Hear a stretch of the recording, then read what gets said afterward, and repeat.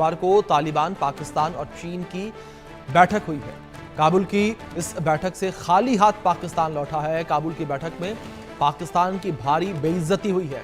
छठी त्रिपक्षीय वार्ता में टीटीपी के मुद्दे पर मतभेद देखने को मिले। विदेश मंत्रियों की बैठक बहुत सुखद नहीं रही है। आपसी संबंधों को मजबूत करने पर चर्चा हुई। कई मुद्दों पर तीनों के बीच तनातनी देखने को मिली है। ये बड़ी खबर जो इस बीच निकलकर सामने आई है। अफगानिस्तान की राजधानी काबुल में बुधवार 20 अगस्त को हुई तालिबान, पाकिस्तान और चीन के विदेश मंत्रियों की बैठक बहुत सुखद नहीं रही है। इस दौरान आपसी संबंधों को मजबूत करने और सीपीआईसी के विस्तार की बात हुई, लेकिन कुछ मुद्दों पर तनातनी भी सामने आई है। खासतौर से पाकिस्तान और अफगानिस्तान के विदेश मंत्रियों की छठी त्रिपक्षीय वार्ता में टीटीपी के मुद्दे पर मतभेद देखने को मिला। हालांकि चीनी विदेश मंत्री वांग यी ने अपने आर्थिक हितों की रक्षा के लिए आमिर खान को मनाने की कोशिश की। इस दौरान खासतौर से पाकिस्तान की स्थिति सबसे कमजोर नजर आई यहां पर, और अफगानिस्तान तालिबान ने टीटीपी के खिलाफ कार्रवाई की पाकिस्तान की मांग को खारिज कर दिया और तालिबान ने स्पष्ट रूप से कहा कि टीटीपी पाकिस्तान का आंतरिक मामला है, इसे काबुल पर डालने के बजाय इस्लामाबाद को इस गुट के साथ बातचीत करनी चाहिए। दूसरी ओर चीन की बीएलए पर कार्रवाई की मांग को अफगानिस्तान ने माना है। ऐसे में पाकिस्तान इस बैठक में खाली हाथ दिखा। हमारे सहयोगी ब्रायन थॉमस हमारे साथ जुड़े हैं, रुक करेंगे उनका अपडेट्स के लिए। ब्रायन, ये त्रिपक्षीय वार्ता काफी महत्वपूर्ण मानी जा रही थी पाकिस्तान के लिहाज से, क्योंकि पाकिस्तान में जिस तरीके से बीएलए और टीटीपी के हमले बढ़ते चले जा रहे हैं। लेकिन ब्रायन, बड़ी बात यहां पर यह रही कि पाकिस्तान इस बैठक से एक तरीके से खाली हाथ ही वापस लौटा, अपनी बेइज्जती करवा के।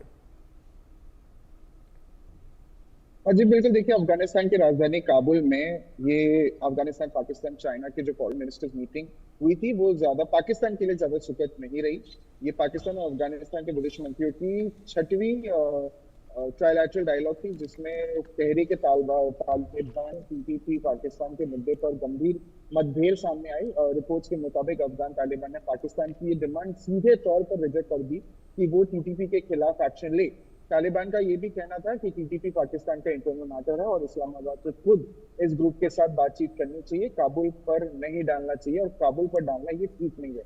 इस मीटिंग में चाइनीज फॉरेन मिनिस्टर वांग यी ने अपना इकोनॉमिक इंटरेस्ट को भी बचाने की कोशिश की, और बचाने के लिए तालिबान के फॉरेन मिनिस्टर आमिर खान मुतकी को और पाकिस्तान के इशकदार के बीच मौजूदा मीडिएटर की तरफ से उन्होंने काम किया। लेकिन पाकिस्तान सबसे कमजोर पोजीशन में भी दिखाई दिया, और ये ट्राइलैटरल डायलॉग कई सालों से चल रहा है। लेकिन तालिबान के पावर आने के बाद अफगानिस्तान में ये पहली बार हुआ।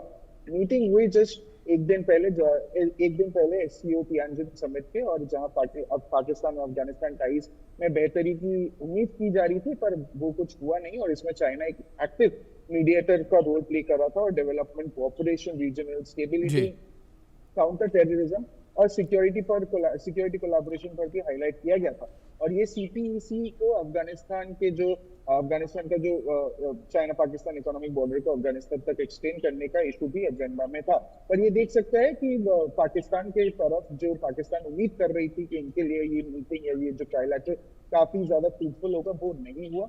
ये बैठक एक तरफ दोनों मुल्कों के रिश्ते मजबूत करने के लिए बनाई गई थी, पर पाकिस्तान को उल्टा रिजेक्शन झेलना पड़ा। और सबसे बड़ी बात टीटीपी को लेकर हुई, जहां पाकिस्तान ने डिमांड रखी कि तालिबान उनके खिलाफ एक्शन ले, लेकिन अफगान तालिबान ने सीधे तौर पर मना कर दिया, सीधे तौर पर रिजेक्ट कर दिया।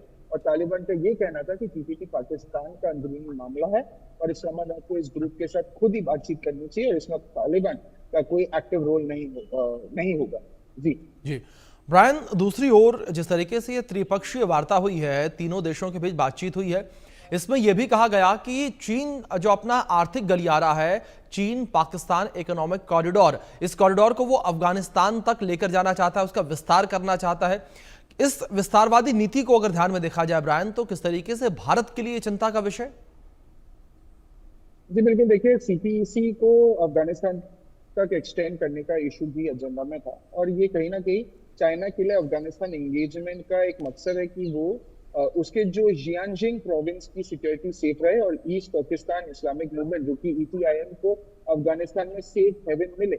इसके वजह से कहीं ना कहीं इंडिया को भी दिक्कत हो सकती है, और इसके वजह से बीजिंग तालिबान 2.0 के साथ भी पॉलिटिकल और इकोनॉमिक दोनों तरह का कोऑपरेशन मेंटेन कर रहा है। और ये कहीं ना कहीं इंडिया के लिए कहीं ना कहीं पूरा प्रॉब्लम हो सकता है, क्योंकि अगर हम इंटरनेशनल लेवल की बात करिए, तालिबान को भी अभी ऑफिशियल रिकग्निशन नहीं मिली है, तो इसके वजह से बहुत सारे प्रॉब्लम्स भी हो सकते हैं, क्योंकि इनका जो सेफ हेवन, ये जो ETIM है, जो ईस्ट पाकिस्तान इस्लामिक जी। मूवमेंट है, उसको सेफ हेवन बनाने के लिए ये कहीं ना कहीं एक मकसद है।